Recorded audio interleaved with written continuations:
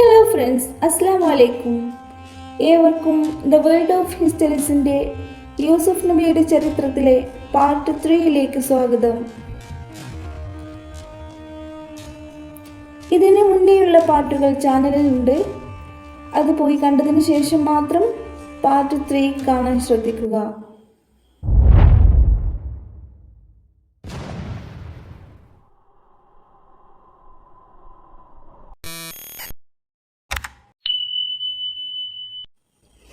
ഈജിപ്തിലെ ഗവർണർ അസീസ് അദ്ദേഹം യൂസുഫിനെ സ്വന്തമാക്കി വീട്ടിലേക്ക് കൊണ്ടുപോയി.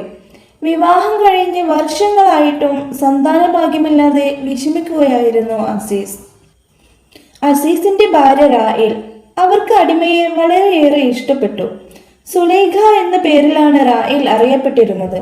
റായിലിന്റെ വിളിപ്പേരായിരുന്നു സുലൈഖ. അസീസ് തന്റെ സഹധർമ്മിണിയോട് പറഞ്ഞു, ഇവന് മാന്യമായ താമസ സൗകര്യം ഒരുക്കി കൊടുക്കുക. ഇവനെ നമുക്ക് പ്രയോജനപ്പെട്ടേക്കാം, അല്ലെങ്കിൽ നമുക്ക് മകനായി സ്വീകരിക്കാം.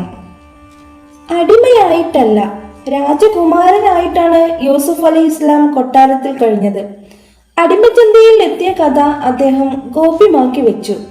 അത് പരസ്യമാകുന്നത് തന്റെ സഹോദരങ്ങളെ ദൂഷിക്കലാകുമല്ലോ. രാവു പകലുമായി കാലങ്ങളേറെ കഴിഞ്ഞുപോയി. വർഷങ്ങൾ പലതും കഴിഞ്ഞു. 33 വയസ്സുള്ള യുവാവായിരിക്കുന്നു യൂസുഫ് അലൈഹിസ്ലാം. സൗന്ദര്യത്തിന്റെ പ്രതീകമാണ് അദ്ദേഹം. മാത്രമല്ല, പ്രവാചകത്വവും ലഭിച്ചിട്ടുണ്ട്. യൂസുഫ് അലൈഹിസ്ലാമിന്റെ ആകാര സൗഷ്ഠവവും സ്വഭാവ മഹിമയും സുലൈഖയുടെ മനോനഗരത്തിന്റെ കിരണങ്ങൾ വിതച്ചു. സ്നേഹം പരിണമിച്ചു, പ്രേമമായി മാറി. മനോദർപ്പണത്തിൽ ഇപ്പോൾ യൂസുഫ് അലൈഹിസ്ലാം മാത്രം. കണ്ണടച്ചാലും കണ്ണു തുറന്നാലും ആ സൗന്ദര്യവദനം മാത്രമേ ദർശിക്കാൻ കഴിയുന്നുള്ളൂ. ഞാൻ അസീസിന്റെ സഹധർമ്മിണിയാണ്. അദ്ദേഹത്തിന് ഇഷ്ടമില്ലാത്ത ഒന്നും ചിന്തിക്കരുത്. സുലൈഖ അതറിയാമായിരുന്നു. പക്ഷേ മനസ്സ് സമ്മതിക്കുന്നില്ല. യൂസുഫിനെ സ്വന്തമാക്കണം. അത് മാത്രമാണ് ഇപ്പോൾ സുലൈഖയുടെ മനസ്സിലുള്ളത്. അതിനുള്ള അവസരം കാത്തിരിക്കുകയാണ് അവൾ. ഒരിക്കൽ സുലൈഖ കൊട്ടാരത്തിന്റെ കവാടങ്ങളെല്ലാം അടച്ചു. ശക്തമായ 7 വാതിലുകൾ ഉണ്ടായിരുന്നു ആ കൊട്ടാരത്തിന്. അസീസ് വീട്ടിലില്ല. ആകെ വീട്ടിലുള്ളത് സുലൈഖയും യൂസുഫ് അലൈഹിസ്ലാമും മാത്രം. ഇത് തന്നെയാണ് അവസരം. മനസ്സിൽ സൂക്ഷിച്ചിരുന്ന കാര്യം തുറന്നു പറയുക തന്നെ വേണം. സുലൈഖ തീരുമാനിച്ചു. യൂസുഫ്, ഇങ്ങോട്ട് വരൂ. അനുരാഗ നിമഗ്നനായി സുലൈഖ വിളിച്ചു. ആ വിളിയുടെ താല്പര്യം യൂസുഫ് അലൈഹിസ്ലാം മനസ്സിലാക്കി. രക്ഷപ്പെടാൻ പഴുതുകളില്ല. എല്ലാ കവാടങ്ങളും അടച്ചുപൂട്ടിയിരിക്കുകയാണ്. ഇല്ല, ഞാൻ അല്ലാഹുവിൽ അഭയം തേടുന്നു. നിശ്ചയം അവനാണ് എന്റെ വാസസ്ഥലം നന്നാക്കിയ രക്ഷിതാവ്. അക്രമം പ്രവർത്തിക്കുന്നവർ വിജയിക്കുകയില്ല, യൂസുഫ് അലൈഹിസ്ലാം പറഞ്ഞു. യൂസുഫ്, അതിശബ്ദത്തോടെയുള്ള ഒരു ശബ്ദം. പരിചയമുള്ള ശബ്ദമാണത്. തന്റെ മുകൾ ഭാഗത്ത് നിന്നാണ് ശബ്ദം കേട്ടത്. യൂസുഫ് അലൈഹിസ്ലാം മുകളിലേക്ക് നോക്കി. അതാ തന്റെ വന്ധ്യപിതാവ് യാക്കൂബ് അലൈഹിസ്ലാം വിരൽ കടിച്ചുകൊണ്ട് നിൽക്കുന്നു. ഏതൊരു മനുഷ്യനും തെറ്റിൽ നിബന്ധിക്കുന്ന സമയം അള്ളാഹുവിനുള്ള ഉറച്ച വിശ്വാസമില്ലാതെ മറ്റൊന്നും അവിടെ തടസ്സമായിട്ടില്ല. യാക്കൂബ് അലൈഹിസ്ലാം യൂസുഫ് നബിയുടെ പിതാവ് മാത്രമല്ല, ഷേഖ് കൂടിയായിരുന്നു. അതെ, മുറബിയായ ഷേഖ്. അതുകൊണ്ടാണ് ആ സന്നിഗ്ധ ഘട്ടത്തിൽ അവിടെ പ്രത്യക്ഷപ്പെട്ടത്. വിരൽ കടിച്ചു നിൽക്കുന്ന പിതാവിനെ കണ്ട യൂസുഫ് അലൈഹിസ്ലാം ഭയന്ന് ഓടുകയുണ്ടായി. വാതിലിനടുത്തേക്ക് രക്ഷപ്പെടണം, അതായിരുന്നു ചിന്ത. യൂസുഫിനെ പിടിക്കാൻ സുലൈഖയും പിന്നാലെ ഓടി. സുലൈഖ യൂസുഫ് അലൈഹിസ്ലാമിന്റെ കുപ്പായത്തിൽ പിടിച്ചു വലിച്ചു. വലിയുടെ ശക്തിയാൽ കുപ്പായം കീറിപ്പറഞ്ഞു. യൂസുഫ് അലൈഹിസ്ലാം വാതിലിൽ പിടിച്ചു നിൽക്കുകയാണ്. സർവശക്തിയും ഉപയോഗിച്ചുള്ള വലി. വാതിൽ തുറക്കപ്പെട്ടു. തൊട്ടു മുമ്പിൽ ഗൃഹനാഥൻ അസീസ്. അതെ, സുലൈഖയുടെ ഭർത്താവ്. സുലൈഖ പരിഭ്രമചിത്തയായി. ഇനി എന്തു ചെയ്യും? നിമിഷങ്ങൾക്കകം അവൾ ഉപായം കണ്ടെത്തി. പെൺമനസ്സ് ചിലപ്പോൾ അങ്ങനെയാണ്. അവർ അബദ്ധങ്ങളെ ശുഭങ്ങളാക്കി മാറ്റും. കൂടെ കരച്ചിലിന്റെ അകമ്പടിയും ഉണ്ടാകും. കണ്ടോ, ഇവൻ എന്നെ കടന്നു പിടിക്കാൻ ശ്രമിച്ചു. ഞാൻ നിങ്ങളുടെ ജീവിത പങ്കാളിയല്ലേ? ഇവനെ ജയിലിലടക്കണം, സുലൈഖ വേവലാതിയോടെ പറഞ്ഞു. ചെയ്ത കുറ്റം പറയുകയും കൂടെ തന്നെ ശിക്ഷ വിധിക്കുകയും ചെയ്തു. വിചാരണ ചെയ്യരുത് എന്ന സൂചന ആ സംസാരത്തിലുണ്ട്. വിചാരണ ചെയ്താൽ വാദിപ്രതിയായി മാറും എന്ന് അവൾക്ക് നന്നായി അറിയാമായിരുന്നു. ഭദ്രമായി അടച്ചുപൂട്ടിയ വാതിലുകൾ തുറന്നു കൊടുത്തത് മലക്കുകളായിരുന്നു എന്നാണ് പണ്ഡിതന്മാർ അഭിപ്രായപ്പെടുന്നത്. അവിടെ എന്തോ അപാകതകൾ സംഭവിച്ചിട്ടുണ്ടെന്ന് അസീസ് മനസ്സിലാക്കി. ഭർത്താവിന്റെ ഭാവപകർച്ചയിൽ സുലൈഖ ഭയവിഹ്വലയായി. അവളുടെ കൈകാലുകൾ വിറക്കുകയാണ്, തൊണ്ട വരളുകയാണ്. ഞാൻ ഉറങ്ങുകയായിരുന്നു. പെട്ടെന്നൊരു കരസ്പർശം. ഞെട്ടി ഉണർന്നു നോക്കുമ്പോൾ എന്റെ മുറിയിൽ യൂസുഫ്. ഉടനെ അവൻ പുറത്തേക്ക് ഓടി. അവന്റെ പിന്നാലെ പിടികൂടാൻ ഞാനും ഓടുകയുണ്ടായി. കുപ്പായത്തിലാണ് ഞാൻ പിടിച്ചത്. ഇത് യൂസുഫിന്റെ കുപ്പായത്തിന്റെ കഷ്ണമാണ്, സുലൈഖ ബോധിപ്പിച്ചു. സുലൈഖ, നീ പറയുന്നത് സത്യമാണോ? അസീസ് ചോദിച്ചു. സത്യമാണ്, ഞാൻ പറയുന്നത് സത്യമാണ്. തെളിവുകളൊന്നും എന്റെ പക്കലില്ല.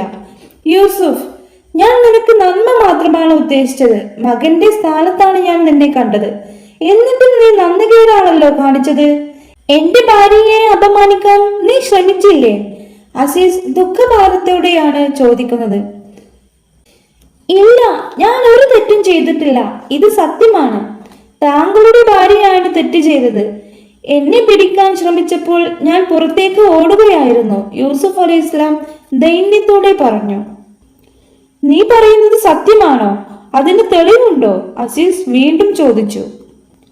യൂസുഫ് അലൈഹിസ്സലാമിന് സാക്ഷിയായി സുലൈഖയുടെ കുടുംബത്തിലെ ഒരാൾ വന്നു. അവളുടെ അമ്മാവിന്റെ മകളായിരുന്നു. അസീസിന്റെ കൂടെ വന്നതായിരുന്നു അദ്ദേഹം. മുലകുടി പ്രായത്തിലുള്ള ഒരു ശിശുവാണ് സാക്ഷിയായത് എന്നും ചിലർ അഭിപ്രായപ്പെട്ടിട്ടുണ്ട്. യൂസുഫിന്റെ കുപ്പായം പിന്നിൽ നിന്നാണ് കീറിയതെങ്കിൽ സുലൈഖ കുറ്റക്കാരിയാണ്. മുൻഭാഗത്ത് കീറിയതെങ്കിൽ യൂസുഫാണ് അപരാധി. അദ്ദേഹം വിധി പറഞ്ഞു. പരിശോധനാ ഫലം സുലൈഖക്ക് എതിരായിരുന്നു. സത്യാവസ്ഥ അള്ളാഹു തെളിവാക്കി കൊടുത്തു. സുലൈഖ പരവശയായി ലജ്ജിച്ച് തല താഴ്ത്തി. നിങ്ങൾ സ്ത്രീകൾ വലിയ കുതന്ത്രശാലികളാണ്. നിങ്ങളുടെ കുതന്ത്രം ഭയങ്കരം തന്നെ, അസീസ് പറഞ്ഞു. യൂസുഫെ, താങ്കൾ ഇത് അവഗണിക്കുക.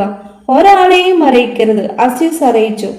സുലൈഖ, നീയാണ് അപരാധം ചെയ്തത്. അള്ളാഹുവിനോട് പാപമോചനത്തിനായി അർത്ഥിക്കുക. സഹധർമ്മിണിയെ താക്കീത് ചെയ്യുകയും ചെയ്തു. യൂസുഫ് അലൈഹിസ്സലാമിന്റെ വദനം ശാന്തമായിരുന്നു. വലിയൊരു അപരാധത്തിൽ നിന്നും രക്ഷപ്പെട്ടതിൽ അദ്ദേഹം അള്ളാഹുവിന് സ്തുതികൾ അർപ്പിച്ചു. അൽഹംദുലില്ലാ. കൊട്ടാരത്തിന്റെ ഭദ്രമായ ചുവരുകൾക്കുള്ളിൽ വെച്ച് നടന്ന ഈ സംഭവം ഒരാളും അറിയാതിരിക്കട്ടെ. അവർ എല്ലാവരും അങ്ങനെ സമാധാനിച്ചു. പക്ഷേ ആ ആഗ്രഹം പൂവണിഞ്ഞില്ല. അരമന രഹസ്യം അങ്ങാടിയിൽ പരസ്യം എന്നാണല്ലോ പഴമൊഴി. ഇത് സംഭവിച്ചു കഴിഞ്ഞു. സുലൈഖ രാജ്ഞി തന്റെ അടിമയെ പ്രാപിക്കാൻ ശ്രമിച്ചു. വാർത്ത കാട്ടുതീ പോലെ നാടാകെ പരന്നു. കേട്ടവർ അത് പൊടിപ്പും തൊങ്ങലും ചേർത്ത് പ്രചരിപ്പിച്ചു. പ്രണയ വാർത്ത ഒരു ആഘോഷമായി മാറി. സുലൈഖയാണ് പ്രയാസപ്പെട്ടത്. അവൾക്ക് പുറത്തിറങ്ങാൻ കഴിയാതെ വന്നു. ഇതിനൊരു പരിഹാരം വേണം, സുലൈഖ ചിന്തിച്ചു. പിന്നെ അതിനുള്ള വഴി മെനഞ്ഞെടുത്തു. ഈജിപ്തിലെ പ്രധാന വനിതകൾ, രാജാവിന്റെ വീഞ്ഞുകാരന്റെ ഭാര്യ, റൊട്ടിക്കാരന്റെ ഭാര്യ, ജയിലധികാരിയുടെ സഹധർമ്മിണി, മൃഗസംരക്ഷകന്റെ ഇണ, കാവൽക്കാരന്റെ പത്നി എന്നീ 5 സ്ത്രീകളായിരുന്നു അവർ. സുലൈഖയുടെ പ്രേമകഥ ഇവരാണ് ആദ്യം അറിയുന്നത്. കൊട്ടാരത്തിൽ നടന്ന സംഭവങ്ങളെല്ലാം അവർ അറിഞ്ഞു. പിന്നീടത് വ്യാപകമാവുകയായിരുന്നു. യൂസുഫ് അലൈഹിസ്സലാമിന്റെ ആകാര ഭംഗിയും മുഖലാവണ്യവും മിസ്രിലെ സ്ത്രീകൾ കണ്ടറിഞ്ഞിട്ടില്ല. അവർക്ക് യൂസുഫിനെ നേരിൽ കാണിച്ചു കൊടുക്കണം. സുലൈഖ തീരുമാനിച്ചു. അപവാദത്തിൽ നിന്നും രക്ഷപ്പെടണം, അതാണ് ഉദ്ദേശ്യം. അവർ കൊട്ടാരത്തിൽ ഒരു സദ്യ ഒരുക്കി. സ്ത്രീകളെ മാത്രം ക്ഷണിച്ചുള്ള സദ്യ. വനിതകൾ സുലൈഖയുടെ ക്ഷണം സ്വീകരിച്ചു. കൊട്ടാര രഹസ്യം പുറത്തായ ശേഷം സുലൈഖയെ നേരിൽ കാണാൻ അവർ ആഗ്രഹിക്കുകയായിരുന്നു. എന്തെങ്കിലും ചോദിച്ചറിയണം, അല്ലെങ്കിൽ പാരിഹാസ്യത്തിന്റെ ഒരു നോട്ടമെങ്കിലും സമ്മാനിക്കണം. പലരും അങ്ങനെ ചിന്തിച്ചുകൊണ്ടാണ് സദ്യക്കെത്തിയത്. അണിഞ്ഞൊരുങ്ങി അവർ ആഗതരായി. പ്രമുഖർ ഉൾപ്പെടെ 40 സ്ത്രീകളാണ് സദ്യക്കെത്തിയത്. മനോഹരമായ ഇരിപ്പിടം അവർക്ക് വേണ്ടി തയ്യാറാക്കിയിരിക്കുന്നു. എല്ലാവരും സന്തോഷഭരിതരാണ്. സുലൈഖ അവരെ സഹർഷം സ്വാഗതം ചെയ്തു. യൂസുഫ്, ഞാനൊരു കാര്യം പറഞ്ഞാൽ അനുസരിക്കണം, സുലൈഖ പറഞ്ഞു. കാര്യം പറയൂ. അനുവദനീയമായ കാര്യമാണെങ്കിൽ അനുസരിക്കാം. അനുവദനീയമായ കാര്യം തന്നെയാണ്. ഇവിടെ അതിഥികളായി ചില സ്ത്രീകൾ എത്തിയിട്ടുണ്ട്. അവർക്കിടയിലൂടെ ഒന്ന് നടക്കണം. അവർക്കൊന്ന് ദർശിക്കാൻ വേണ്ടിയാണ്. തന്റെ യജമാനത്തെയാണല്ലോ, അനുസരിക്കുകയല്ലാതെ നിവൃത്തിയില്ല. യൂസുഫ് അലൈഹിസ്ലാം കുളിച്ചു, മുടി ചീകി, തലപ്പാവണിഞ്ഞു, രാജകീയമായ വസ്ത്രം ധരിച്ചു. ഇനി അതിഥികൾക്കിടയിലൂടെ പതുക്കെ നടന്നു നീങ്ങണം. അതിന് തയ്യാറായിരിക്കുന്നു. മൂർച്ചയുള്ള ഒരു കത്തിയും ഓരോ മാതള നാരങ്ങയും സ്ത്രീകളുടെ കൈകളിൽ കൊടുത്തു. പഴം മുറിച്ചു ഭക്ഷിക്കാൻ തുടങ്ങിയപ്പോഴാണ് അഴകിൽ മികച്ചു നിൽക്കുന്ന യൂസുഫ് അലൈഹിസ്സലാം അവർക്കിടയിലൂടെ നടന്നു നീങ്ങിയത്. സ്ത്രീകൾ യൂസുഫ് അലൈഹിസ്സലാമിനെ കണ്ട മാത്രയിൽ അത്ഭുത സ്തംഭരായി. ഹോ, ഇതൊരു മനുഷ്യനല്ല, മാന്യനായ മലക്കാണ്, അവർ ആശ്ചര്യത്തോടെ പറഞ്ഞു. യൂസുഫ് അലൈഹിസ്സലാം പോയ ശേഷം സ്ത്രീകൾ അവരുടെ കൈകളിലേക്ക് നോക്കി. രക്തം വാർന്നൊഴുകുന്നു. പഴത്തിന് പകരം കൈയാണ് അവർ മുറിച്ചിരിക്കുന്നത്. സൗന്ദര്യം കണ്ട് അന്താളിച്ച അവർ കൈ മുറിച്ചത് അറിഞ്ഞിരുന്നില്ല. മഹാത്ഭുതം! ഇതുപോലെ സൗന്ദര്യമുള്ള ഒരു പുരുഷനെ ഇതുവരെ കണ്ടിട്ടില്ല. വെറുതെയല്ല സുലൈഖ അനുരാഗനിമഗ്നനായത്, അവർ അടക്കം പറയുകയുണ്ടായി. എന്നാലും സുലൈഖയെ സമ്മതിക്കണം. അല്ലയോ വനിതകളെ, നിങ്ങൾ എന്താണ് കൈമുറിച്ചു കളഞ്ഞിരിക്കുന്നത്? ഒരു തവണ യൂസുഫിനെ കണ്ടപ്പോൾ നിങ്ങൾ ഇങ്ങനെ ചെയ്തെങ്കിൽ നിങ്ങൾ എന്നെ കുറിച്ച് ചിന്തിക്കൂ. വർഷങ്ങളായി ഞാൻ യൂസുഫിനെ കാണുകയാണ്. ഈ വീട്ടിലാണ് അദ്ദേഹം താമസിക്കുന്നത്. സ്ത്രീകൾ ലജ്ജിച്ച് തല താഴ്ത്തി. ഞാൻ യൂസുഫിനെ പ്രണയിച്ചിരിക്കുന്നു. എനിക്കതിൽ നിന്നും പിന്മാറാൻ കഴിയുന്നില്ല. എന്റെ മനസ്സിൽ യൂസുഫ് മാത്രമേ ഉള്ളൂ. ഈ വിഷയത്തിൽ നിങ്ങൾ എന്നെ സഹായിക്കണം, സുലൈഖ അവരോട് ആവശ്യപ്പെട്ടു. തോഴിമാർ സുലൈഖയെ സ്വാന്തനപ്പെടുത്തി. നിന്റെ അവസ്ഥ ഞങ്ങൾ മനസ്സിലാക്കുന്നുണ്ട്. ഞങ്ങൾ നിന്നെ സഹായിക്കാം, തീർച്ച. വിരുന്ന് കഴിഞ്ഞ് അതിഥികൾ യാത്ര പറഞ്ഞിറങ്ങി. ഏതാനും പേർ ഒഴികെ അവർ അവിടെ ചുറ്റിപ്പറ്റി നിൽക്കുകയാണ്. സ്വകാര്യമായി അവരിൽ ചിലർ യൂസുഫ് അലൈഹിസ്സലാമിനെ സമീപിച്ചു. സുലൈഖയുടെ അനുരാഗത്തെ സംബന്ധിച്ച് അവർ അറിയിച്ചു. അവളുടെ ആഗ്രഹം സഫലീകരിക്കാൻ നിർബന്ധിച്ചു കൊണ്ടിരുന്നു. യൂസുഫ് അലൈഹിസ്സലാം അള്ളാഹുവിൽ അഭയം തേടി. അഭ്യർത്ഥന നിരസിച്ചു. അടുത്ത ദിവസവും ആ സ്ത്രീകൾ വന്നു, യൂസുഫിനെ സമീപിച്ചു. ദിവസങ്ങൾ ഇത് തുടരുകയാണ്. സ്ത്രീകൾ പിന്മാറുന്ന ലക്ഷണമില്ല. പെണ്ണ് ചിലപ്പോൾ പിശാചിന്റെ കെണിവലയായി തീരാറുണ്ട്. യൂസുഫ് അലൈഹിസ്സലാം വലിയ പ്രയാസത്തിലായി. ഇനി എന്തു ചെയ്യും? ഇതിനേക്കാളും നല്ലത് കാരാഗ്രഹമാണ്. അദ്ദേഹം പ്രാർത്ഥനയിൽ മുഴുകി. അല്ലാഹുവേ, ഈ സ്ത്രീകൾ എന്നെ നീചകൃത്യത്തിലേക്ക് ക്ഷണിച്ചു കൊണ്ടിരിക്കുകയാണ്. അവർ എന്തിലേക്ക് എന്നെ ക്ഷണിക്കുന്നുവോ അതിനേക്കാൾ ഉത്തമം ജയിൽവാസമാകുന്നു. അവരുടെ കുതന്ത്രങ്ങൾ ശക്തി പ്രാപിച്ചു കൊണ്ടിരിക്കുന്നു. ഞാൻ അതിൽ അകപ്പെടുന്നതിന് മുമ്പ് നീ എന്നെ രക്ഷപ്പെടുത്തണേ. മനസ്സറിഞ്ഞുകൊണ്ടുള്ള ആ പ്രാർത്ഥന അള്ളാഹു സ്വീകരിച്ചു. എത്ര ശ്രമിച്ചിട്ടും യൂസുഫ് വഴങ്ങുന്നില്ല. തോഴിമാർ പരാജയപ്പെട്ടു. അദ്ദേഹം ഒരു സാധാരണ മനുഷ്യനല്ല. അദ്ദേഹത്തെ അനുനയിക്കുന്നതിൽ ഞങ്ങൾ തോറ്റിരിക്കുന്നു, അവർ സുലൈഖയെ അറിയിച്ചു. വിവരമറിഞ്ഞ സുലൈഖ ക്രൂരയായി. യൂസുഫിനെ ഞാൻ ജയിലിലടക്കും. ജയിൽ ജീവിതം അനുഭവിക്കുമ്പോൾ താനെ വഴുക്കു വരും. അവൾ രാജകൊട്ടാരത്തിലെത്തി. തന്റെ സഹോദരനാണല്ലോ രാജാവ്. കുശലാന്വേഷണങ്ങൾക്കു ശേഷം സുലൈഖ തന്റെ ആഗമനോദ്ദേശം വെളിപ്പെടുത്തി. തന്റെ അടിമ കനാൻകാരനായ ആ യുവാവ് സ്വഭാവ ദോഷമുള്ള വ്യക്തിയാണ്. അവനെ ഒരു പാഠം പഠിപ്പിക്കണം. എന്താണ് ചെയ്യേണ്ടത്? രാജാവ് ചോദിച്ചു. ജയിലിലടക്കണം. കുറച്ചു കാലം ജയിലിൽ കഴിയട്ടെ. രാജാവ് സുലൈഖയുടെ ആവശ്യം അംഗീകരിച്ചു. ഇക്കാര്യം സുലൈഖ ഭർത്താവിനെയും അറിയിച്ചു. അതെ, അത് നല്ല കാര്യമാണ്. അല്പകാലം യൂസുഫിനെ കാണാതിരിക്കുന്നത് നീ നല്ലവരാകാൻ കാരണമായേക്കും. അസീസിന്റെ അഭിപ്രായം അങ്ങനെയായിരുന്നു. ഭാര്യയുടെ പ്രണയം അദ്ദേഹം അറിഞ്ഞതാണല്ലോ. ഉദ്യോഗസ്ഥർ അസീസിന്റെ കൊട്ടാരത്തിലെത്തി. അവരിൽ പോലീസുകാരും ഉണ്ടായിരുന്നു. അവർ യൂസുഫ് അലി ഇസ്ലാമിനെ അറസ്റ്റ് ചെയ്തു കൊണ്ടുപോയി ജയിലിൽ അടച്ചു. നാട്ടിൽ അത് വാർത്തയായി. എന്ത് തെറ്റാണ് യൂസുഫ് ചെയ്തത്? ഒരു നിരപരാധിയെ തുറങ്കിലടക്കുകയോ? അടിമയല്ലേ, ഗൗരവമായ തെറ്റൊന്നും ചെയ്തില്ലെങ്കിലും ശിക്ഷിക്കപ്പെടും. പിന്നീട് അഭിപ്രായങ്ങളുടെ ഘോഷയാത്ര തന്നെയായിരുന്നു. തടവുകാരുടെ വേഷമണിഞ്ഞ് യൂസുഫ് അലി ഇസ്ലാം ജയിലിലേക്ക് പോയി. കൈറോ പട്ടണത്തിന്റെ തെക്കുഭാഗം സഹാറ എന്ന സ്ഥലത്തായിരുന്നു ഈ ജയിൽ എന്ന് ചില ചരിത്രകാരന്മാർ അഭിപ്രായപ്പെട്ടിട്ടുണ്ട്. മറ്റു നിഗമനങ്ങളും ഈ വിഷയത്തിലുണ്ട്. ജയിൽവാസം യൂസുഫ് അലി ഇസ്ലാം ചോദിച്ചു വാങ്ങിയതാണ്. അതുകൊണ്ട് തന്നെ ആ മുഖത്ത് മ്ലാനതകളൊന്നുമില്ല. ഒരു മഹാവിപത്തിൽ നിന്നും രക്ഷപ്പെട്ടു എന്നതിൽ ആശ്വാസമാണ്. തടവിലാണെങ്കിലും ഇനി സ്വതന്ത്രമായി ആരാധനയിൽ മുഴുകാമല്ലോ എന്നോർക്കുമ്പോൾ സന്തോഷമാണുള്ളത്. തടവറക്കകത്തെ ഒരു ഉണങ്ങിയ വൃക്ഷത്തിനു സമീപം യൂസുഫ് അലി ഇസ്ലാം തന്റെ ആരാധനാ സ്ഥലമായി തിരഞ്ഞെടുത്തു. തടവുകാരെല്ലാം യൂസുഫിനെ ശ്രദ്ധിക്കുകയായിരുന്നു അത്ഭുതത്തോടെ. അവരിൽ കുറ്റവാളികളും അല്ലാത്തവരുമുണ്ട്. യൂസുഫ് അലി ഇസ്ലാം അവർക്ക് ഉപദേശങ്ങൾ നൽകി, അവരുടെ മനസ്സുകളെ വിമലീകരിച്ചു. അല്പകാലം കൊണ്ട് ജയിൽവാസികളെല്ലാം സദ്വൃത്തരായി തീർന്നു. യൂസുഫ് അലി ഇസ്ലാമിനോടൊപ്പം 2 യുവാക്കളെയും കാരാഗ്രഹത്തിൽ അടക്കപ്പെട്ടിരുന്നു. അടിമകളായിരുന്നു അവർ. ഒരാൾ രാജാവിന്റെ പാചകക്കാരനായിരുന്നു. ഭക്ഷണത്തിൽ വിഷം കലർത്തി രാജാവിനെ കൊല്ലാൻ ശ്രമിച്ചു എന്നതാണ് അദ്ദേഹത്തിൽ ആരോപിക്കപ്പെട്ട കുറ്റം. മറ്റേയാൾ വീഞ്ഞു കൊണ്ടുവന്നിരുന്ന വ്യക്തിയായിരുന്നു. രാജാവിനെ അപായപ്പെടുത്താൻ ഉദ്ദേശിച്ച പാചകക്കാരനെ സഹായിച്ചു എന്നതാണ് അദ്ദേഹത്തിൽ ചാർത്തിയ കുറ്റം. സത്യത്തിൽ അവർ നിരപരാധികളായിരുന്നു. ജയിൽ അധികൃതർ യൂസുഫ് അലൈഹി ഇസ്ലാമിനെ വളരെയേറെ ആദരിച്ചു. ഒരു ജയിൽ പുള്ളിയായിട്ടല്ല, ഒരു അതിഥിയായിട്ടാണ് അവർ അദ്ദേഹത്തെ കണക്കാക്കിയത്.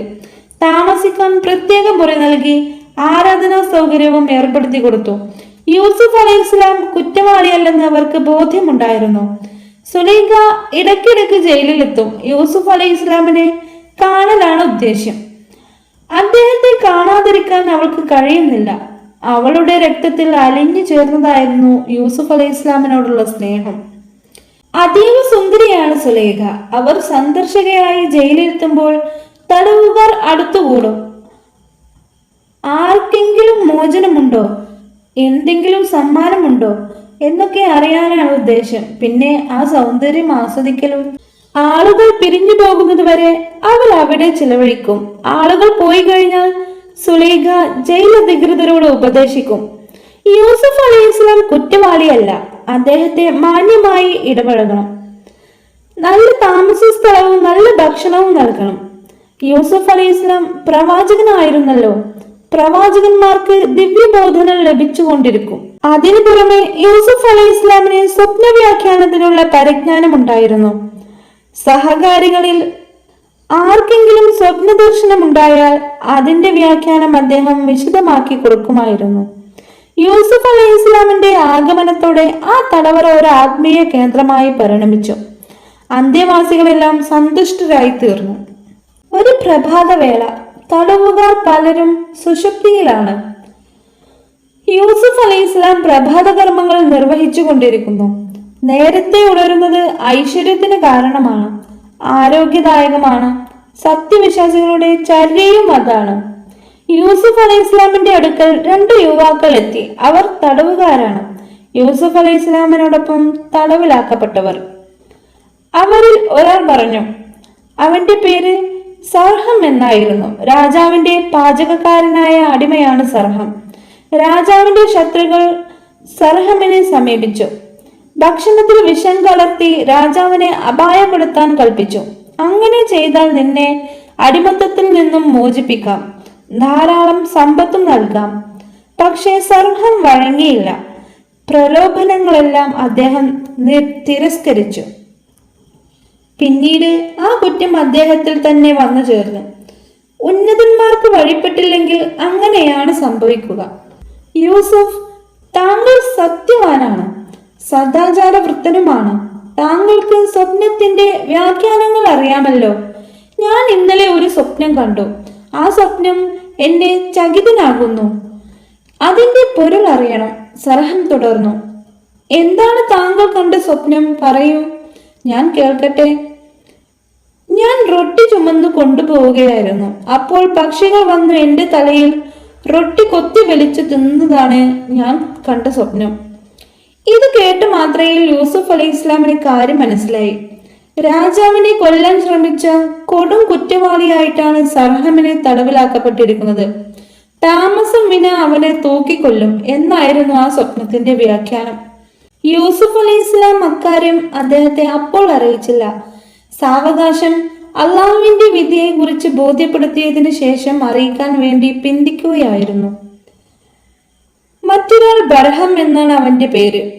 രാജാവിന് മുന്തിരി വീഞ്ഞ് നൽകുന്ന അടിമയാണ് ബർഹം.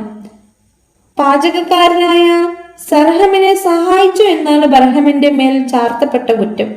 ഞാൻ വീഞ്ഞ് പിഴിഞ്ഞെടുക്കുന്നതാണ് സ്വപ്നം കണ്ടത്, ബർഹം പറഞ്ഞു. അതിന്റെ പൊരുളെന്താണ്? ബർഹം കുറ്റമുക്തനായി മോചിക്കപ്പെടും എന്നായിരുന്നു അതിന്റെ വ്യാഖ്യാനം.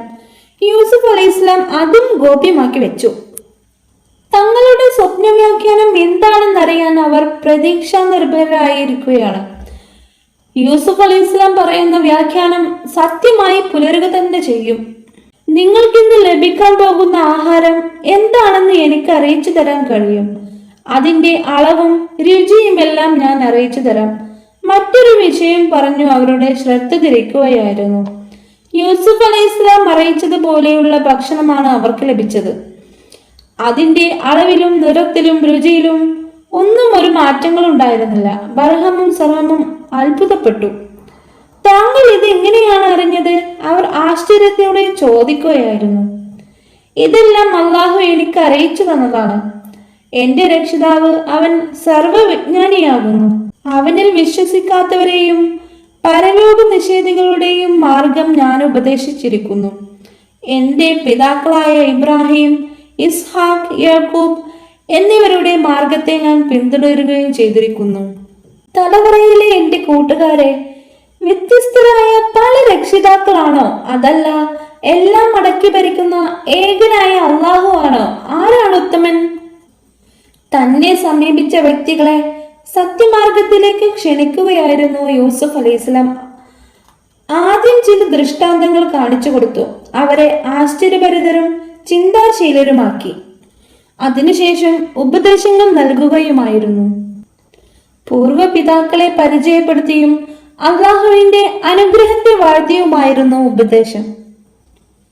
ജയിലിലെ തടവുകാർ ഏകനായ അള്ളാഹുവിനെ സംബന്ധിച്ച് കേൾക്കുന്നത് ആദ്യമായിരുന്നു.